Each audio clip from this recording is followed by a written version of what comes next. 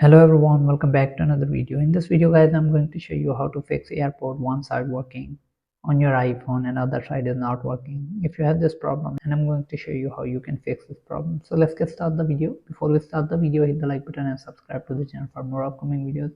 So the first step is you have to click on settings and click on Bluetooth, then click on eye icon and forget this device.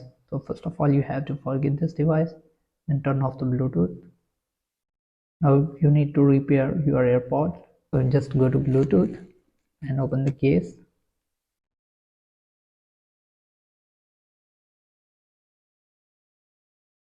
And then simply click on connect and hold the back button on the case until it starts connecting. Once your AirPods are connected with your iPhone, now you can check if the both sides are working. If the one side is working and other is not, then the next step is you have to hard reset your AirPods. It is sometimes necessary to reset your device, as doing might reset any bug cause the software update and even clean the cache.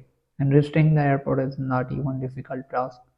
So first of all, what you are gonna do, put your AirPod back to the case.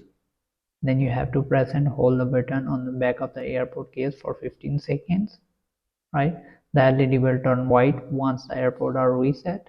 Repair them with your iPhone and you are good to go. And if it's still not working, then the next step is balance stereo setting. Some might not even be aware of the balance setting under audio visual. So first of all, go to your iPhone settings, then click on accessibility.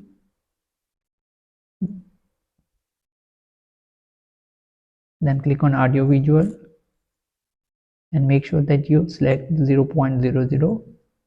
So if it's other, you can just adjust it to 0.00.